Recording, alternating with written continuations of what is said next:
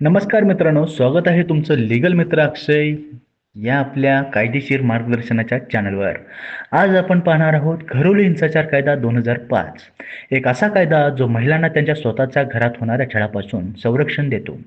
हा व्हिडिओ शेवटपर्यंत पहा, कारण यामध्ये आम्ही तुम्हाला कायद्याची सविस्तर माहिती देणार आहोत, उदाहरणासह उपायांसह. सेक्शन 1, काय आहे घरेलू हिंसा?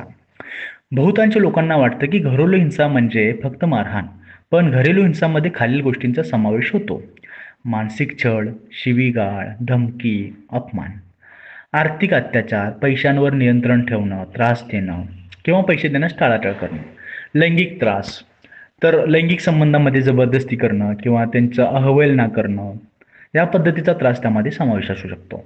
सामाजिक बहिष्कार, तर यामध्ये सामाजिक बहिष्कारमध्ये इतरांपासून तोडणं किंवा बाहेरच्या लोकांशी संपर्क न करू देणं किंवा मित्रपरिवाराशी न तोडणं किंवा बाहेर जे आपल्या समाजामध्ये नातेवाईक असतात त्यांच्याशी संपर्क न करू देणं, अशा पद्धतीची बंधनं घालणं, सामाजिक बंधनं. आता यामध्ये कोणतीही स्त्री विवाहित असेल, अविवाहित असेल, विधवा असेल किंवा घटस्फोटित असेल, जर ती तिच्या घरात राहत असेल किंवा सासरी राहत असेल किंवा माहेरी राहत असेल आणि अशा ठिकाणी जर हा त्रास सहन करत असेल तर ती या कायद्याखाली संरक्षण मागू शकते बरं का. तिला अधिकार आहे की ती संरक्षण या ठिकाणी मागू शकते. तर हा झाला सेक्शन 1 मधला मुद्दा.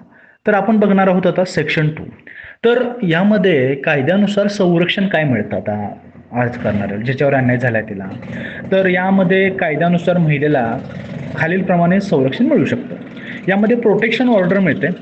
त्रास देणाऱ्या व्यक्तीला संपर्क साधण्यास बंदी होते. म्हणजे एखादी व्यक्ती एखाद्या महिलेला त्रास देत असेल, मग भले तो नवरा असेल, तर त्या व्यक्तीला बंधन केलं बंदी घातली जाते की तिला संपर्क साधू नये यासाठी. रेसिडेंट ऑर्डर, तिला तिच्या घरातून हकलणं बेकायदेशीर ठरतं. एखाद्या नवऱ्याने किंवा कुटुंबातील सदस्यांनी एखाद्या महिलेला घरातून बाहेर हकललं असेल तर अशा ऑर्डरमध्ये तिला तिच्या घरातून हकलणं बेकायदेशीर ठरतं आणि तो गुन्हा घडला जातो. मॉनिटरी रिलीफ, तिला तिच्या गरजांसाठी आर्थिक मदत मिळते. जर घरामध्ये कुटुंबातून जर तिला आर्थिक मदत मिळत नसेल, तिच्या खर्चांसाठी पैसा मिळत नसेल किंवा त्रास होत असेल आर्थिक त्रास, तर अशा ह्याच्यामध्ये तिला आर्थिक म्हणजे मॉनिटरी रिलीफ अंतर्गत तिला आर्थिक मदत मिळली जाते. पोलीस प्रोटेक्शन, तिला पोलीस संरक्षण सुद्धा मिळू शकतं. जर तिच्या जीवितास धोका असेल किंवा असं वाटत असेल पोलिसांना की तिच्या जीवितास धोका होऊ शकतो, तर अशा कंडिशनमध्ये तिला पोलीस प्रोटेक्शन सुद्धा मिळू शकतं. कस्टडी ऑर्डर, आता लहान मुलांची काळजी कोण घेईल यासाठी विशेष आदेश असतात. आता घरामध्ये 2 मुलं आहेत आणि ती मुलं लहान आहेत, मग त्यांना कोण सांभाळ करणार, त्याचं पालनपोषण कोण करणार, या कस्टडी ऑर्डरच्या माध्यमातून त्याचा निर्णय दिला जातो. यासाठी तो आदेश पारित केला जातो. आता आपण बघणार आहोत सेक्शन 3. यामध्ये प्रत्यक्ष उदाहरण आता आपण सध्या बघणार आहोत. समजा आता एक सीमा नावाची महिला आपल्या सासरी राहते किंवा राहत होती. तिच्यावर तिच्या नवऱ्याने वारंवार ओरडणं, अपमान करणं, पैशाची भीक मागायला लावणं आणि आईवडिलांची बोलून न देणे असा छळ केला किंवा हुंड्यासाठी छळ केला असेल की बाई जा तू घरातून पैसे घेऊन यायचा, मला हे करायचं आहे ते करायचं आहे, असं छळ केला असेल आणि ह्याची जर सीमाने प्रोटेक्शन ऑफिसरकडे तक्रार दिली, कोर्टाने तिला तिच्या घरात राहण्याचा हक्क दिला आणि तिला नवऱ्याला तिच्याशी संपर्क साधण्यास बंदी घातली आणि हा कायदा तिच्यासाठी वाचक बनला. या कायद्यामुळे ती वाचली, म्हणजे तिच्यावरती जो अन्याय होत होता त्या अन्यायाला तिनं वाचा फोडले, म्हणून हा कायदा तिच्यासाठी प्रोटेक्शन ठरला, म्हणजे तिला वाचवू शकला. सेक्शन 4, आता अर्ज कसा करायचा. आता राईट टू इन्फॉर्मेशनचा अर्ज तुम्हाला माहिती असेल, त्याचप्रमाणे घरोली हिंसाचार कायदा अंतर्गत तक्रार करणंही सोपं आहे. इतकं काही अवघड प्रोसेस नाही आहे. पहिली, पोलीस स्टेशनमध्ये प्रोटेक्शन ऑफिसर यांच्याकडे किंवा फर्स्ट क्लास मॅजिस्ट्रेट कोर्ट यांच्याकडे तुम्ही तक्रार करू शकता. फॉर्म नाही तरी चालेल, साध्या कागदावर तुम्ही रीतसर अर्ज लिहायचा आहे, तुमची तक्रार आहे ती लिहायची आणि ती तक्रार तुम्ही सादर करायची.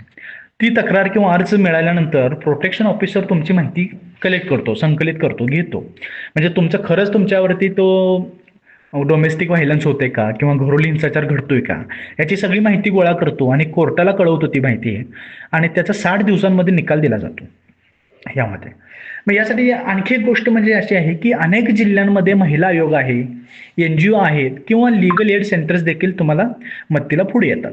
अशा ठिकाणी सुद्धा तुम्ही मदत मागू शकता. सेक्शन 5, आता कायद्यात काहीतरी दोष मर्यादा असू शकतात. असं नाही की कायदा परिपूर्णतेनं चालला जातो. काही वेळा ह्या कायद्याचा वापर पुरुषांवर खोटे आरोप करण्यासाठीही वापरतात आणि असे केल्याचे प्रकार घडलेले आहेत. त्यामुळे आता कोर्ट सुद्धा दोन्ही बाजू ऐकून निर्णय घेतं. पण या कायद्याचा खरा हेतू हाच आहे की महिलांना हिंसक आणि अपमानास्पद वातावरणातून बाहेर काढलं पाहिजे. महिलांच्यावर कोणताही अन्याय झाला नाही पाहिजे. हाच या कायद्याचा खरा हेतू आहे. तर सेक्शन 6 मध्ये आपण आता निष्कर्ष आणि सल्ला घेणार आहोत. मित्रांनो, घरातल्या हिंसेला घरातच गाडायचं नाही किंवा एखादी गोष्ट तुमच्या निदर्शनास येते की बाबा हिंसाचार घडतोय, तर तिचा कायदेशीर सामना करा. तर तिला वाचा फोडा, त्याचा कुठेतरी तुम्ही तक्रार करा. घरेलू हिंसाचार सहन करणं ही कमजोरी नाहीये, तर कायद्याचा वापर न करणं हा अपराध आहे.